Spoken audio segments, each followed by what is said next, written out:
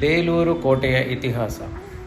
1000 ವರ್ಷಗಳ ಹಿಂದೆ ಬಲಶಾಲಿಯಾದ ಕಲ್ಯಾಣ ಚಾಲುಕ್ಯರ ಆಡಳಿತದಲ್ಲಿ ಹೊಯ್ಸಳ ವಂಶದ ರಾಜ ವಿನಯಾದಿತ್ಯನು ಪ್ರಭುತ್ವಕ್ಕೆ ಬಂದನು. 1045ರಿಂದ 1098 ನಡುವೆ ಸಾಮಾನ್ಯ ಯುಗದ ಅವಧಿಯಲ್ಲಿ ಅವನು ಬೇಲೂರನ್ನು ತನ್ನ ರಾಜಧಾನಿಯನ್ನಾಗಿಸಿ ತನ್ನ ನಗರವನ್ನು ರಕ್ಷಿಸಲು ಒಂದು ಭದ್ರವಾದ ಕೋಟೆಯನ್ನು ನಿರ್ಮಿಸಿದ್ದಲ್ಲದೆ, ಈ ಕೋಟೆಯು ಎತ್ತರದ ಭೂಮಿಯಲ್ಲಿ ಸ್ಥಾಪಿತವಾಗಿದ್ದು ಸುತ್ತಲೂ ಬೃಹತ್ ಕಲ್ಲಿನ ಗೋಡೆಗಳಿಂದ ಆವರಿಸಲ್ಪಟ್ಟಿದ್ದು, ಇದನ್ನು ಆಳವಾದ ಕಂದಕಗಳಿಂದ ರಕ್ಷಿಸಲಾಯಿತು. ಇದೊಂದು ರಕ್ಷಾತಂತ್ರದ ಕವಚವೇ ಸರಿ. ನಂತರ ಕಾಲದಲ್ಲಿ ಹೊಯ್ಸಳರು ತಮ್ಮ ರಾಜಕೀಯ ಕೇಂದ್ರವನ್ನು ದ್ವಾರ ಸಮುದ್ರಕ್ಕೆ, ಅಂದರೆ ಇಂದಿನ ಹಳೆಬೀಡಿಗೆ ಸ್ಥಳಾಂತರಗೊಂಡಿತು.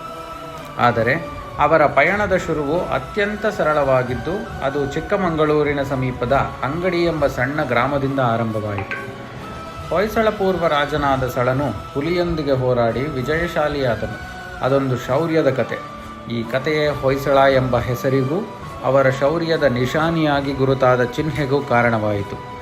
ಬೇಲೂರಿನ ಕೋಟೆಯ ಕತೆ ಕೇವಲ ಕಲ್ಲು ಮತ್ತು ಗೋಡೆಗಳದ್ದಲ್ಲ.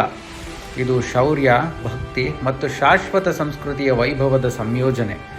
ಇದೇ ಸ್ಥಳದಲ್ಲಿ, ಅಂದರೆ ಬೇಲೂರು ಕೋಟೆ ನಿರ್ಮಿತವಾದ ಭೂಮಿಯಲ್ಲೇ ರಾಜ ವಿಷ್ಣುವರ್ಧನನು ಯುದ್ಧದಲ್ಲಿ ವಿಜಯಶಾಲಿಯಾದ ನಂತರ ತನ್ನ ಜಯದ ಪ್ರತೀಕವನ್ನು ಸ್ಮರಿಸಲು ಶ್ರೀ ಶ್ರೀ ವಿಜಯನಾರಾಯಣ ದೇವಾಲಯವನ್ನು ನಿರ್ಮಿಸಿದನು.